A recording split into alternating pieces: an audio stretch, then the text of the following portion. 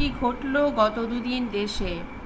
রাতভর কুতকুত, তারপর দেশ থেকে পদত্যাগ করার সিদ্ধান্ত ডক্টর মোহাম্মদ ইউনূসের। এটা কি কোনো কুতকুত খেলা? দেশবাসী কি কুতকুত খেলছে? আপনি একজন প্রধান উপদেষ্টা, আপনি দেশের দায়িত্ব নিয়েছেন এতগুলো মানুষের মৃত্যুর মধ্য দিয়ে। আপনি একজন এই দেশ থেকে পালিয়ে যাবে, আপনি দায়িত্ব নেবেন, দায়িত্ব নিয়ে আপনি আবার অভিমান করে চলে যাবেন, তারপর আবার কারো কাছে ক্ষমতা দেবেন, তারা আবার পারবে না, তারা আবার ছেড়ে চলে যাবে। এটা তো কোনো কাজ, কোনো কথাই হতে পারে না। আপনারা যারা বড় রয়েছেন, আপনাদের কি কোনো সিস্টেম নাই? আপনারা জানেন না কিভাবে দেশ চালাতে হয়? যদি না জানেন, আপনারা এখানে আসেন কেন? আপনারা জানেন না যে আপনি যদি গর্তে পড়েন, আপনাকে নিজেকে উঠতে হবে, সেই গর্তের চারিদিকে আপনাকে আগে প্রতিরক্ষা ব্যূহ তৈরি করতে হবে। তার মানে কি? আপনি যদি প্রধান উপদেষ্টা হন, আপনার মিনিমাম 50 জন উপদেষ্টা থাকতে হবে যারা সৎ, নির্ভীক এবং সত্যিকারের দেশপ্রেমিক। এই দেশে কি দেশপ্রেমিক নেই?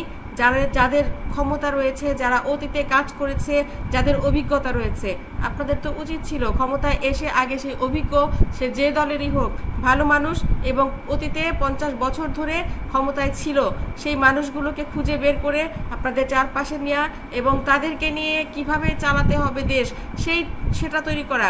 আগে আপনাদের দেশের প্রতিরক্ষা ঠিক করা। আপনারা তো কিছুই করেননি। আপনারা এসেছেন সংস্কার করতে। সংস্কার কিভাবে করে?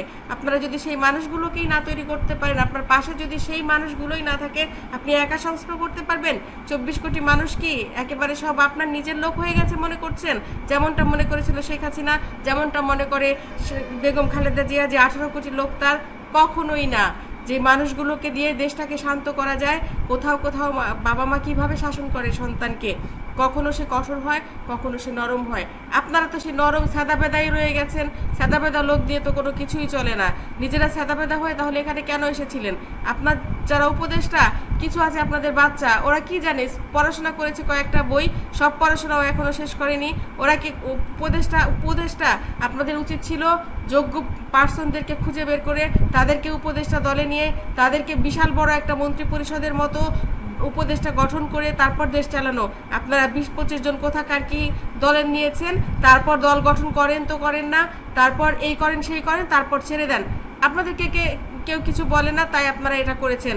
কখনোই আপনি দেশ ছেড়ে যেতে পারবেন না। কখনোই আপনি এগুলোকে ঠিক না করে, সুন্দর মতো নির্বাচন না দিয়ে, আপনি সময় পার না করে, ডক্টর মোহাম্মদ ইউনূস আপনি যেই হন না কেন, আপনার এখান থেকে যাওয়া একদমই চলবে না। আপনি কোন সাহসে আপনি এই অবস্থায় দেশের মানুষগুলো যারা ক্ষতিগ্রস্ত তাদেরকে রেখে আপনি চলে যাবার কথা ভাবেন? আপনি কি করে ভাবেন? আপনি কেমন নোবেল বিজয়ী? এগুলো খুব তিক্ততার সঙ্গে এই কথাগুলো বলছি। গত রাতে যমুনায় কি ঘটেছে আমরা দেশবাসী জানি।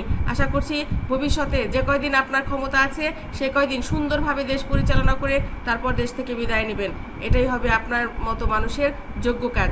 বন্ধুরা, এই ভিডিওটি কেমন লাগলো অবশ্যই কমেন্ট করতে ভুলবেন না।